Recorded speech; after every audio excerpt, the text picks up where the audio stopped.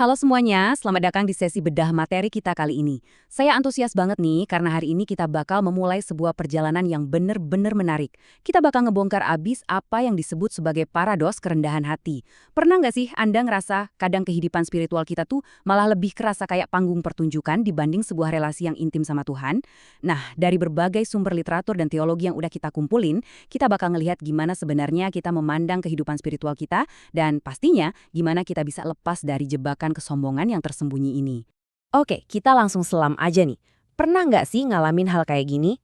Anda lagi duduk tenang, nyoba buat berdoa, tapi tiba-tiba pikiran malah melayang ke daftar belanjaan, kerjaan kantor yang belum kelar, atau bahkan kepikiran omongan orang lain tentang kita. Tenang, itu pergumulan universal kok. Tapi literatur kita hari ini ngajak kita buat ngelihat lebih dalam lagi. Apa sih sebenarnya akar dari susahnya kita buat fokus? Dan apa juga hubungannya sama satu fenomena modern yang sering disebut spiritual flexing atau pamer kerohanian. Ini dia peta perjalanan buat pembahasan kita kali ini. Kita bakal lewatin 6 poin utama. Mulai dari kesulitan fokus saat berdoa, ngebahas bahaya narsisme rohani, ngeliat perumpamaan epik Farisi dan pemungut cukai, nyelamin makna soli deo gloria, nemuin kemuliaan di dalam keterbatasan, dan terakhir, langkah praktis buat merendahkan hati sehari-hari. Kita masuk ke bagian pertama, kesulitan fokus dalam berdoa. Jujur aja, kehilangan fokus pas lagi berdoa tuh manusiawi banget, dan kita emang harus ngakuin realitas ini sebelum bisa memperbaikinya. Seringkali kendala kita tuh bener-bener sesuatu yang sangat manusiawi. Kayak yang dialami murid-murid Yesus di Taman Getsemani, roh memang penurut, tapi daging lemah banget kan? Sering banget kita gagal fokus karena kita ngejadiin doa tuh semacam rutinitas yang terpaksa atau sekedar hobi. Padahal, doa itu harusnya lahir dari sebuah kebutuhan yang benar-benar mendesak. Kalau kita merasa butuh banget sama Tuhan, pasti kita nggak akan kesulitan buat berseru. Terus nih, kadang kita terlalu sibuk nyari kata-kata puitis biar kedengeran rohani, padahal yang Tuhan mau tuh cuma obrolan yang jujur, terbuka, ya layaknya kita lagi ngobrol sama sahabat sendiri aja. Nah, dari situ kita lanjut ke bagian kedua. Bahaya narsisme, kesombongan rohani. Sayangnya, masalah kita ternyata nggak berhenti cuma di pikiran yang gampang terdistraksi. Sumber materi kita nunjukin kalau seringkali ada duri yang jauh lebih tajam di balik itu semua. Pernah dengar istilah spiritual flexing atau narsisme rohani? Sederhananya, ini tuh terjadi waktu kita pakai ketaatan agama atau perbuatan baik kita bukan buat memuliakan Tuhan, tapi sekedar buat pamer.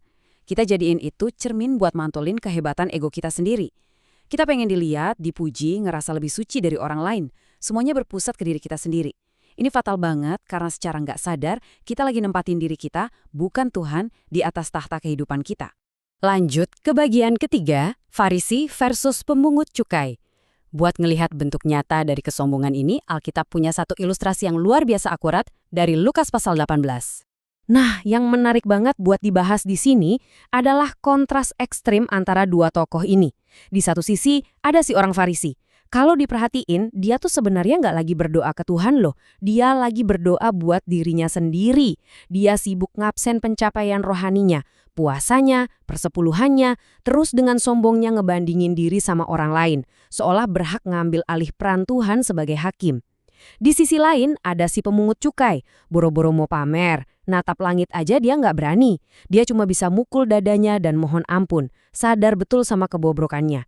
Nggak ada pamer, nggak ada flexing, cuma keputusasaan yang tulus banget. Dan disinilah kita nemuin paradoks terbesarnya. Sebab barang siapa meninggikan diri, ia akan direndahkan. Dan barang siapa merendahkan diri, ia akan ditinggikan. Orang yang kelihatannya ngelakuin semuanya dengan benar menurut standar agama, justru pulang tanpa dibenarkan oleh Tuhan. Kesalehannya itu palsu. Tapi sebaliknya, seorang pendosa yang hancur hatinya, yang benar-benar nyadar batasannya, malah dapat pembenaran dan anugerah. Gila kan?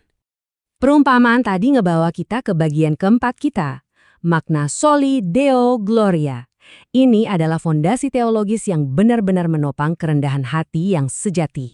Coba dengerin kutipan yang satu ini. Sebab siapakah yang menganggap engkau begitu penting? Dan apakah yang engkau punyai yang tidak engkau terima? Kalimat ini benar-benar ngehancurin segala bentuk spiritual flexing. Prinsipnya jelas, semua yang kita punya, termasuk kesalehan kita, itu 100% pemberian anugerah semata, sola gratia. Kalau semuanya cuma titipan dari Tuhan, terus apa hak kita buat sombong? Kita punya 0% alasan buat mamerin pencapaian rohani kita. Lebih dalam lagi, sumber teologis kita ngingatin sebuah fakta penting. Tragedi kejatuhan manusia itu bukan sekedar manusia kehilangan kebahagiaannya. Tragedi utamanya adalah waktu manusia kehilangan kemampuan buat memancarkan kemuliaan Allah. Kenapa? Karena kita ini kan udah disetting dari sananya buat menyembah. Jadi begitu kita berhenti memuliakan Tuhan, otomatis kita bakal nyari hal lain buat dimuliain. Dan ujung-ujungnya, ya pasti kita bakal memuliakan diri sendiri dan pencapaian kita. Terus, kita masuk ke bagian kelima, kemuliaan di dalam keterbatasan. Pertanyaannya, wujud nyata dari kemuliaan Tuhan yang sejati itu, kayak gimana sih? Materi kita ngasih satu analogi yang super brilian dan mungkin gak kepikiran sama kita. Coba deh bayangin sebuah alunan musik. Beda sama lukisan yang bisa kita lihat utuh secara langsung seketika, musik itu benar-benar terikat sama waktu. Kalau ada satu nada aja yang telat atau kecepatan, lagunya bakal hancur. Tapi justru karena musik itu mau membatasi dirinya di dalam waktu, ngikutin aturan dan ketukan yang ketat, dia bisa nemuin keindahan dan maknanya. Keterbatasan itulah yang ngasih dia arti. Mari kita bedah bareng-bareng prosesnya. Musik itu kan hidup karena punya arah. Dari persiapan di nada dasar, masuk ke ketegangan. Nah, perhatiin deh, nada-nada awal ini tuh harus rela memudar atau kasarnya harus rela mati, supaya nada puncak di akhir bisa ngasih kelegaan resolusi yang luar biasa indah. Kalau nada-nada awal tadi nolak buat meredup, lagunya nggak akan pernah selesai dan cuma jadi suara bising. Jadi di sini, penyerahan diri dan sesuatu yang terbatas justru ngehasilin sebuah keindahan. Analogi musik ini pas banget buat ngegambarin hakikat Kristus. Kita kan sering mikir kalau kemuliaan itu berarti nggak ada batasannya, bebas aturan, dan nggak terkalahkan. Tapi kisah Injil ngomong hal yang beda banget. Kemuliaan Allah yang paling mentok itu justru ditunjukin waktu Sang Pencipta yang tak terbatas, rela ngambil batasan absolut, jadi manusia yang fana.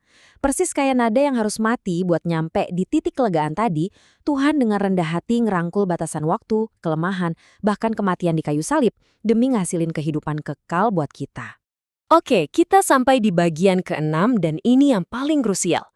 Langkah praktis merendahkan hati. Gimana caranya kita bawa teologi tingkat tinggi ini turun ke keseharian kita?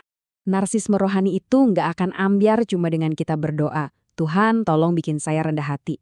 Harus dilawan pakai tindakan nyata yang fokusnya keluar, yang berpusat ke orang lain. Mulai aja dari hal-hal yang simpel. Hari Senin, coba deh melayani keluarga dengan masakin makanan buat mereka. Selasa, beriin camilan kecil buat teman kantor. Rabu, luangin waktu buat ngajak seseorang deep talk, bener-bener dengerin cerita hidupnya. 1000 tindakan pelayanan kecil kayak gini, yang dilakuin pakai kekuatan dari Tuhan, bakal pelan-pelan meruntuhkan sosok Farisi di dalam hati kita. Dan akhirnya, kita sampai di ujung pembahasan kita. Pertanyaan besarnya buat kita semua sekarang, apakah Anda bakal terus berusaha kabur dari batasan-batasan Anda demi ngejar kemuliaan yang berpusat pada diri sendiri? Atau Anda udah siap buat nemuin kemuliaan sejati Tuhan justru di dalam keterbatasan itu? Waktu kita sadar kalau semua pujian itu murni cuma buat Tuhan, kita bakal bebas dari tuntutan capek buat terus-terusan mamerin kerohanian kita. Mari kita mulai melayani sesama dengan rendah hati. Terima kasih banyak udah ngikutin sesi kita kali ini, dan sampai jumpa!